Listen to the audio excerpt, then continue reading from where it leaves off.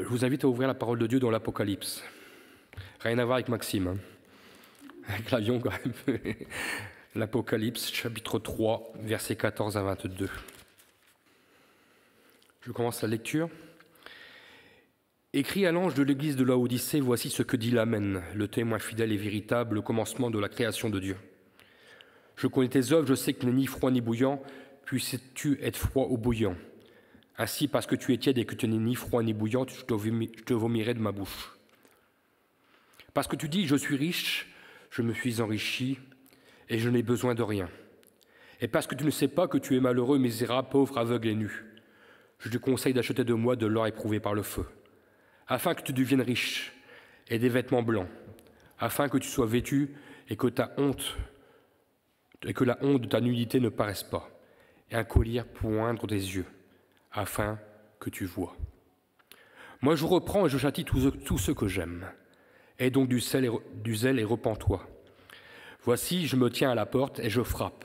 Si quelqu'un entend ma voix et ouvre la porte, j'entrerai chez lui, je souperai avec lui et lui avec moi.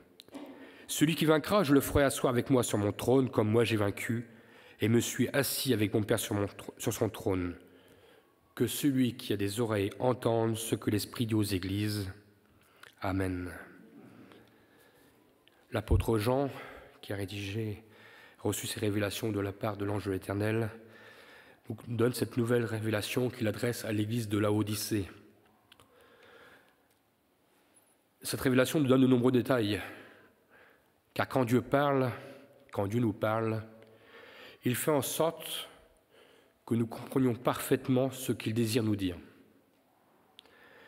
Jésus, lorsqu'il était sur terre, employait souvent, lorsqu'il s'adressait à ses disciples et au peuple, employait souvent des paraboles pour faciliter la compréhension des Écritures. Pour mieux comprendre ce passage de l'Apocalypse, on va parler un peu de la ville de Laodicée. Cette ville a été une ville considérable par sa population et par son commerce. Géographiquement, elle était très bien située. Elle était à 60 km d'environ d'Éphèse. Vous pouvez le voir sur la carte. Laodicée, c'est le petit cercle rouge qui est entouré. Et à 15 km de Colosse. Laodicée était réputée pour son industrie textile. Ses tapis, ses vêtements confectionnés en laine de Phrygie. La Phrygie, c'était la région qui englobait toute la région donc de Laodicée. C'est la région qui s'appelait comme ça. Il y avait à Laodicée des eaux thermales où de nombreux malades venaient. Ils cherchaient un soulagement. Même si aujourd'hui, il ne reste plus que des ruines de Laodicée,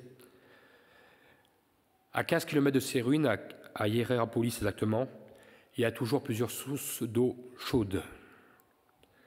Il y avait également à Laodicée une école de médecine de renom spécialisée dans les maladies des yeux.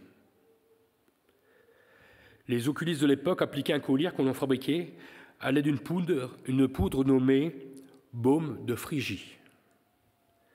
La Phrygie était la région donc, qui englobait la ville de Laodicée, comme je vous l'ai dit. Enfin, dernier détail important de cette ville, elle était extraordinairement riche et célèbre pour la multitude de ses opérations bancaires.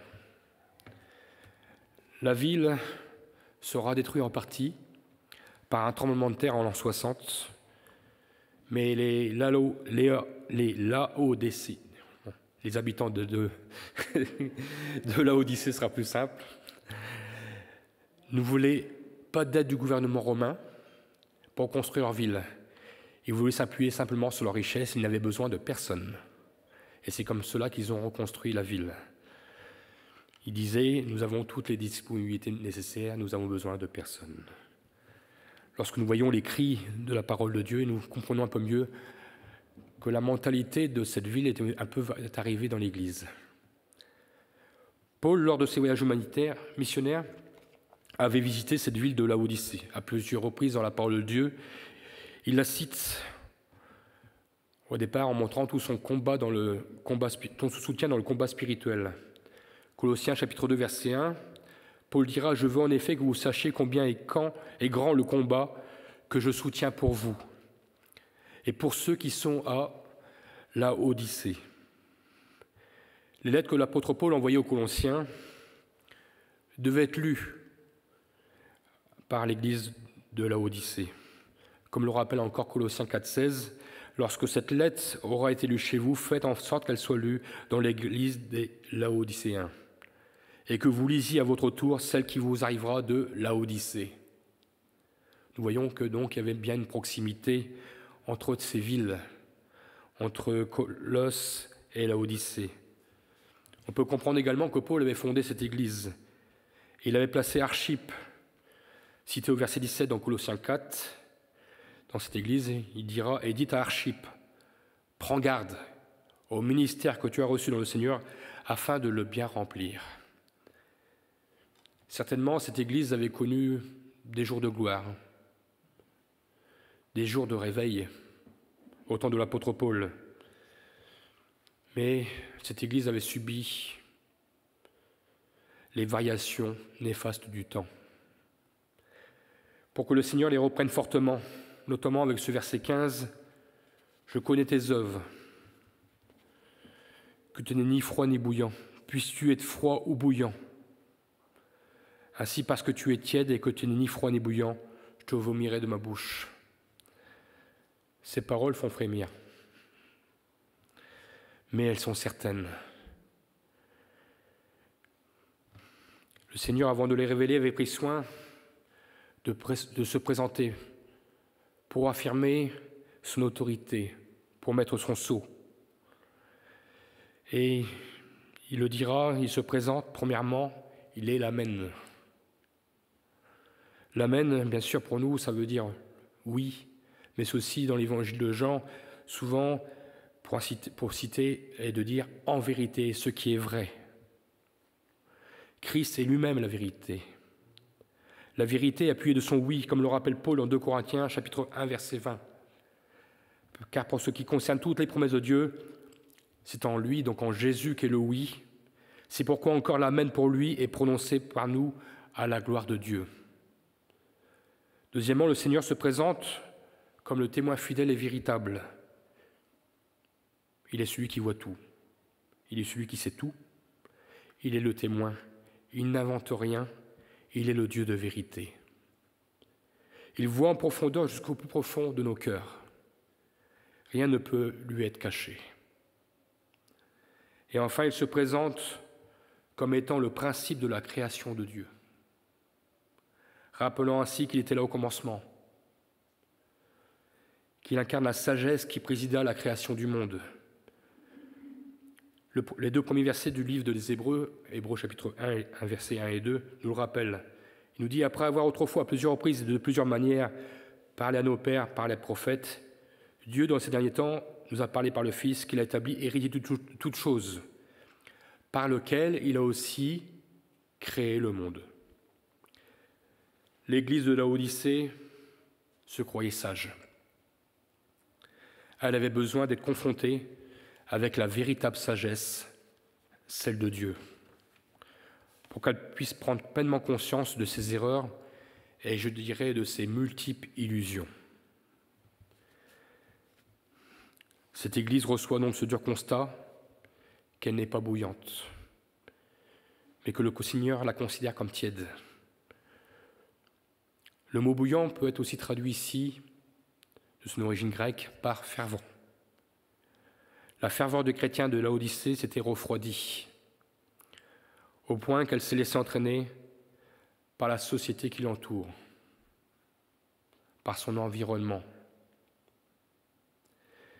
Elle finit par ressembler au monde qui l'entoure, elle subissait, sans s'en rendre compte, les effets de la situation économique et sociale de leur ville. L'Église se croyait riche, tout comme cette ville, mais elle ignorait ses véritables besoins. Verset 17, « Parce que tu dis, je suis riche, je me suis enrichi, et je n'ai besoin de rien. » Elle croyait certainement pouvoir se passer de la protection de Dieu, pouvoir se passer de la providence de Dieu. Elle pourvoyait elle-même à ses besoins. Comme elle dira à l'Empire romain, qu'elle n'avait besoin de personne. Cette Église était satisfaite d'elle-même. Elle croyait sans doute ne plus avoir à apprendre de Dieu, ni à apprendre à désirer de Dieu. Simplement, c'est parce qu'elle s'était enorgueillie, s'appuyant sur ses propres forces et sur ses propres ressources. Avait-elle encore de l'amour pour Dieu? Pensait-elle encore dépendre de Dieu? Dans l'Ancienne Alliance aussi, il y a eu des exemples, comme dans le livre d'Osée, où le prophète dévoile les pensées d'Éphraïm. Osée chapitre 12, verset 9.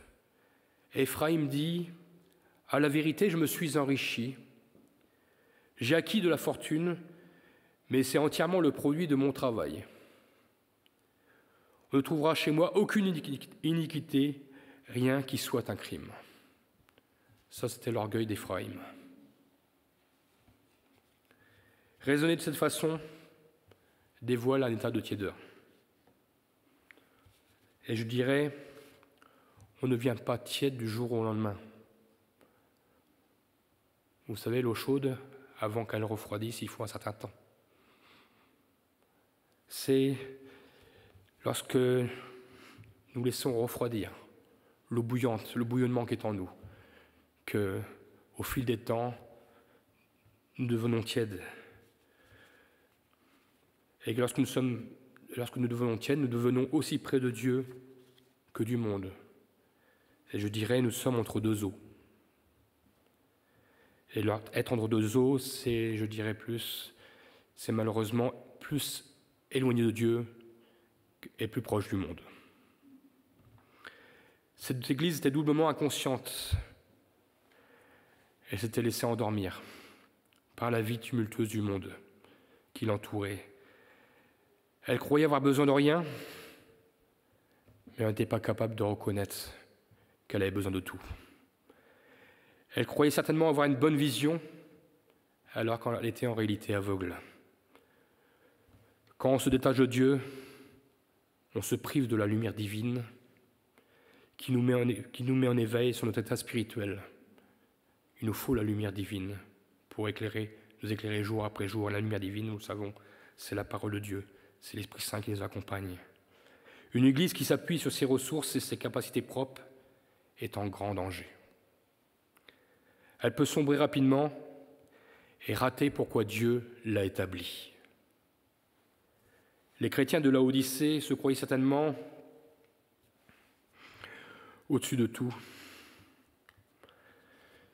ne réalisant même pas, comme le Seigneur leur déclare, qu'ils sont nus. Ils vivaient dans l'illusion, ils vivaient dans une ville où de grandes richesses dans le textile. Ils étaient certainement humainement bien vêtus, mais spirituellement étaient nus. Ils vivaient dans l'illusion. Qu'en est-il aujourd'hui de nos églises au XXIe siècle? Je dirais le matérialisme n'a rien apporté de bon. On demande moins à Dieu, car on s'appuie sur ses propres forces. On oublie parfois que c'est Dieu qui nous a tout donné. On oublie que c'est Dieu qui pourvoit à nos besoins. On se satisfait d'une vie spirituelle de faible qualité. Ou alors on s'appuie sur des expériences passées, au temps où l'eau était chaude, où il y avait le bouillonnement de nos cœurs. Quand nous nous sommes approchés de Dieu, nous avons expérimenté pleinement la grâce de Dieu en Jésus-Christ. Nous avons reconnu ainsi notre état de pécheur et notre misère. Nous avons reconnu notre nullité. Nous avions de l'empressement pour Dieu, du zèle, car il avait changé notre vie. Nous n'avions rien, et Dieu nous a ouvert les portes de son royaume. Étant baignés dans ce bouillonnement pour Dieu, nous n'avons pas laissé refroidir l'eau de ce bain. Nous l'avons entretenue. Mais parfois, il arrive que certains laissent l'eau du bain refroidir au fil du temps. Il n'y a plus cet empressement pour Dieu, de toujours le mettre en première place, de cette proximité avec lui.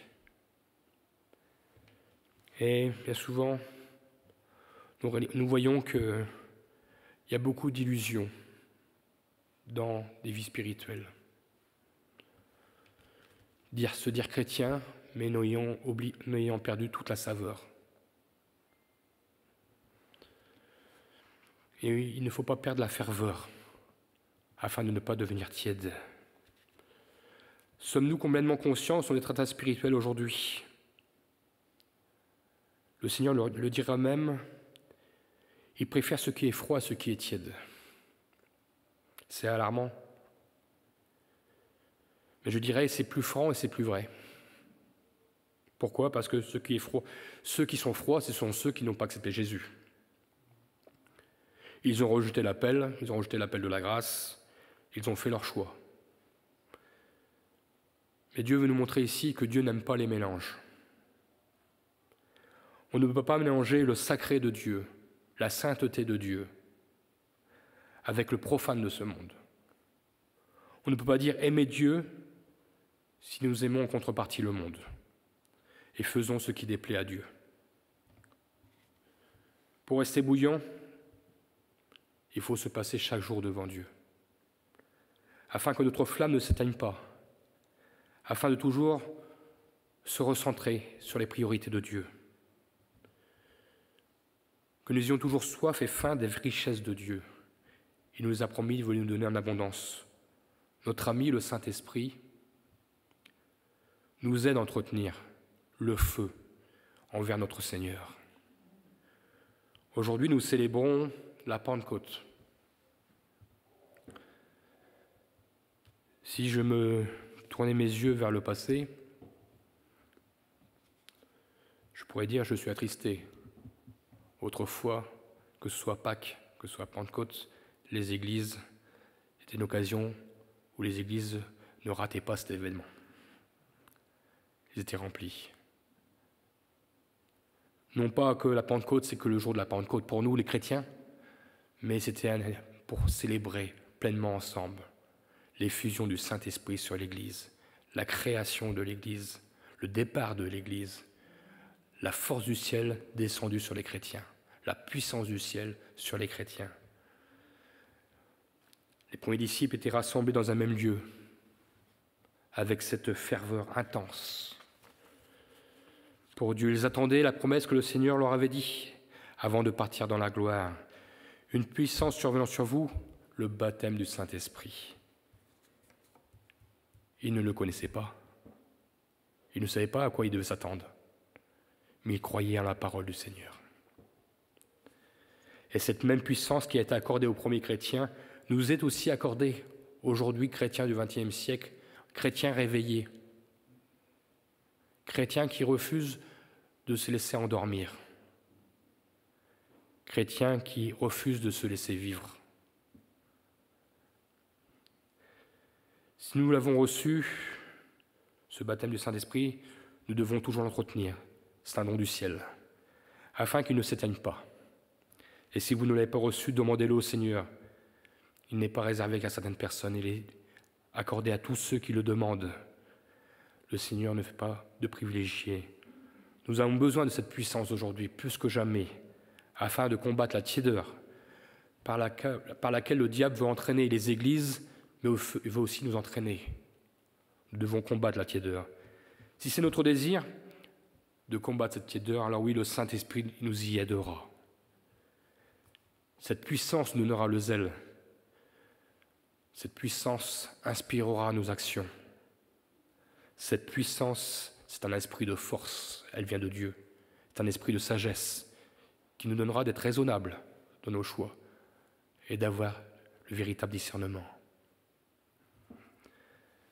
Le Seigneur, parce qu'il aime son Église et parce qu'il aimait l'Église de Laodicée, lui donne l'occasion de revenir à lui.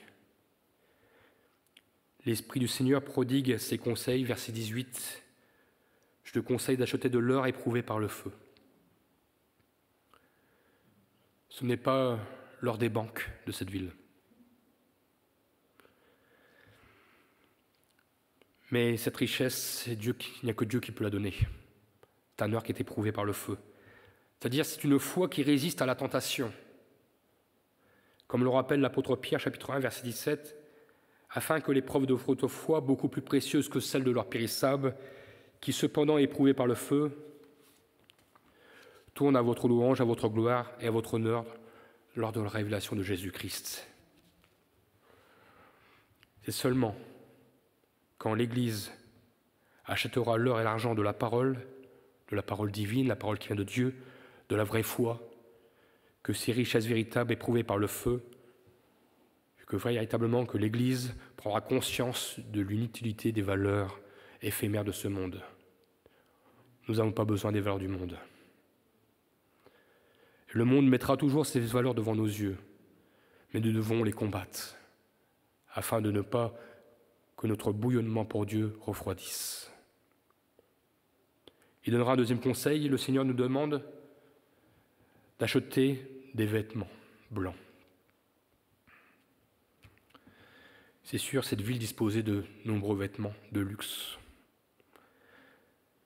Mais le Seigneur veut nous donner des vêtements de pureté, des vêtements blancs. Nous ne sommes pas dans le monde pour paraître, mais pour être. Que nos vêtements soient blancs, qu'ils ne soient pas entachés de la souillure du péché et du péché de ce monde. C'est encore un conseil de l'Éternel rappelé dans Apocalypse, chapitre 16, verset 15.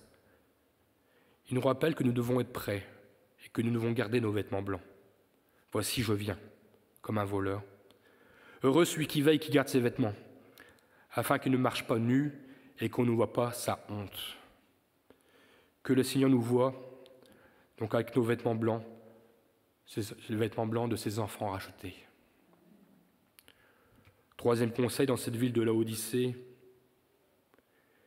il soignait les yeux avec un collier spécial. Le collier de Dieu, avec un collier spécial, le baume de Phrygie. Mais le collier de Dieu ouvre non seulement les yeux naturels, mais il ouvre les yeux de notre cœur. Ce collier rend la vue aux aveugles spirituels. Et ce matin, posez cette question, comment voyons-nous ? Et si nous voyons mal, de quel mal sommes-nous atteints ? Voyons-nous correctement les réalités présentes et éternelles ? Les problèmes de vue peuvent revêtir plusieurs formes. Il y a comme moi les myopes. Alors évidemment, je suis un mauvais exemple, puisque depuis le Covid, j'ai retiré mes lunettes pour ne plus avoir de buée sur mes lunettes, mais maintenant qu'on retire le masque, j'ai toujours pas remis mes lunettes. Et vous voyez, je m'en suis servi, parce que là, je vous vois en trouble, surtout ceux du fond. C'est ça aussi la vie chrétienne. On s'habitue. Je me suis habitué à ne plus porter mes lunettes. Et c'est un défaut. On s'habitue et l'Église d'aujourd'hui s'habitue à voir flou, de ne pas voir véritablement les promesses de Dieu. Elle distingue, mais ne voit pas clairement. Donc il y a les myopes, il y a les presbytes, il y a les astigmates, ou encore ceux qui ont un strabisme. J'en ai de même donc au niveau spirituel. Donc les myopes sont ceux qui voient de près, comme moi là, je vois bien de près, mais je ne vois pas bien de loin. Dans l'Église aujourd'hui, certains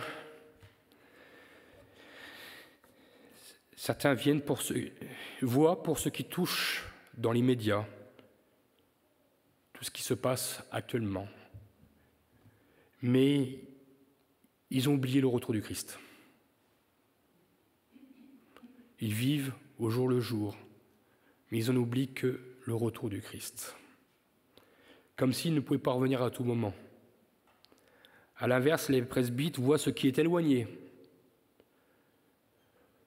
Ils attendent le retour du Seigneur, ils aspirent à la gloire à venir, mais ils négligent les impératifs de la vie quotidienne, la méditation de la parole, la prière. Combien il est important d'être prêt. Quant aux astigmates, ils ont une vision irrégulière. On voit mal à la fois de près et de loin. C'est-à-dire que nous manquons réellement de véritables connaissances. C'est trop flou. Les réalités sont déformées. Enfin, est atteint d'un strabisme, les yeux ne regardent pas dans la même direction. Un œil fixe le Christ et un œil fixe le monde, jusqu'à loucher sur ce que le monde puisse offrir. C'est pourquoi ce matin nous devons demander au Seigneur de nous oindre les yeux, afin que nous voyions comme Christ nous voit. Nous avons besoin du collier, et je dirais du collier de sa vérité. Ce collier nous donnera tout le discernement que nous devons avoir. Il est plus facile de prendre de bonnes décisions quand nous voyons bien les choses. Ce matin, éprouvons notre cœur la parole de Dieu. Est-ce que je suis bouillant pour mon Seigneur ? Est-ce que je suis zélé pour mon Seigneur ? Est-ce que ma vue est bien claire ? Le Seigneur nous aime et il avertit encore son Église. C'est parce qu'il nous aime. Il désire reprendre son Église, encore aujourd'hui. Parce qu'il veut nous voir assis avec lui, à ses côtés dans la gloire. Nous devons aspirer aux véritables richesses, celles qui ne sont pas périssables, mais celles qui sont éternelles. Un jour, Thomas d'Aquin est venu rencontrer le pape Innocent II. Innocent II, le pape, comptait sa fortune, comptait son argent, l'argent de l'Église, soi-disant. Il dira à Thomas d'Aquin, lui dira « Je crois que le verset « Je n'ai ni argent ni or » n'est plus valable pour l'Église d'aujourd'hui. » On ne peut plus le dire. Et Thomas d'Aquin lui répond « Je ne crois pas non plus qu'on peut encore dire « Lève-toi et marche ». Vous voyez, il avait perdu l'objectif, le pape Innocent II. Et Thomas d'Aquin lui a bien rappelé les vérités. Si nous ne laissons plus le Seigneur agir, contrôler toutes choses, nous laisser guider par lui, nous ne pouvons pas lui demander de faire des miracles. Il ne croyait plus à la puissance de Dieu. Nous croyons à la puissance de Dieu encore aujourd'hui. Mais pour que la puissance de Dieu puisse pleinement agir dans nos vies, que le Seigneur baptise encore du Saint-Esprit aujourd'hui, pour qu'il remplisse, il accorde ses dons, il faut que nos cœurs soient bouillants pour lui. Nous devons chaque jour nous entretenir le feu qui est en nous. Nous l'avons reçu. Ne laissons pas l'eau se refroidir, mais alimentons le feu. Autrefois, on mettait le feu sous les grandes baignoires pour pas qu'ils se refroidissent. Aujourd'hui, nous sommes plus modernes. Mais ça montre aussi combien nous devons rallumer la flamme de notre foi, que le Saint-Esprit nous habite, que nous cherchons chaque jour à relever des nouveaux défis pour notre Seigneur. Ainsi, nous ne serons pas tièdes et nous échapperons au jugement de Dieu, parce que nous serons comme les froids, nous serons perdus, même pire, puisque le Seigneur dit que les tièdes seront vomis de la bouche du Seigneur. Nous, ce matin, nous voulons glorifier le Seigneur. Nous voulons glorifier Dieu, parce qu'il est celui qui a changé notre vie. Alors oui, nous gardons ce bouillonnement dans nos cœurs et nous lui disons « Affermis nos cœurs, affermis nos vies. Souffle encore de ton esprit aujourd'hui sur ton Église. Nous avons besoin de l'Esprit de Dieu. Nous avons besoin plus que jamais de l'Esprit de Dieu, afin qu'il n'y ait jamais de tiédeur dans nos cœurs. Que le Seigneur soit béni. Amen. Merci Seigneur mon Dieu, parce que ce matin, Seigneur mon Dieu, tu nous rappelles, Seigneur mon Dieu, par cette Église de Laodicée, ce constat, Seigneur mon Dieu, que l'Église se refroidit. Dans ta parole, tu l'as même dit, Seigneur mon Dieu. Parce que l'iniquité sera accrue, la charité de beaucoup se refroidira. Oui, Seigneur mon Dieu, nous t'aimons et nous voulons t'aimer toujours plus. Apprends-nous à nous entretenir les uns et les autres, ensemble, de ce feu qui nous unit à toi. Oui, Seigneur mon Dieu, nous ne marchons pas seuls, nous marchons avec toi, nous marchons avec nos frères et sœurs. Et c'est ensemble que nous relevons le défi de ne jamais nous laisser tiédir, mais que puissions toujours raviver la flamme afin que notre bouillonnement soit toujours efficace pour toi, c'est mon Dieu. Avant toute chose, nous voulons te réjouir. Nous voulons réjouir le cœur de notre Dieu, notre Seigneur, celui qui a donné sa vie pour nous. Oui, Seigneur mon Dieu, nous ne voulons pas passer à côté de l'héritage qui nous est accordé. Nous ne voulons pas passer à côté de la gloire que tu as tant donnée pour nous. Nous ne voulons pas te faire cet affront, Seigneur mon Dieu. Nous voulons, Seigneur mon Dieu, être ces enfants obéissants, ces enfants qui marchent selon la vérité. Nous ne cherchons pas ce qui est dans le monde. Il peut y avoir des trésors, il peut y avoir parfois des envies. Seigneur, ouvre nos yeux sur la réalité spirituelle. Ouvre nos yeux sur ton royaume. Ouvre nos yeux sur ta parole. Ouvre nos yeux sur ton enseignement. Ouvre nos yeux sur les dangers qui nous entourent. Seigneur mon Dieu, le malin est rusé, mais Seigneur mon Dieu, toi Seigneur, tu l'as vaincu à la croix. Alors nous appuyons sur toi, nous appuyons sur ta parole et nous nous laissons conduire par toi. Nos yeux sont fixés dans la même direction vers toi, Seigneur mon Dieu. Nous ne voulons pas souffrir de myopie, ni d'aucune maladie des yeux, mais nous voulons pleinement être guéris par notre Seigneur si nous avons besoin d'être guéris ce matin. Que le Seigneur soit béni. Amen.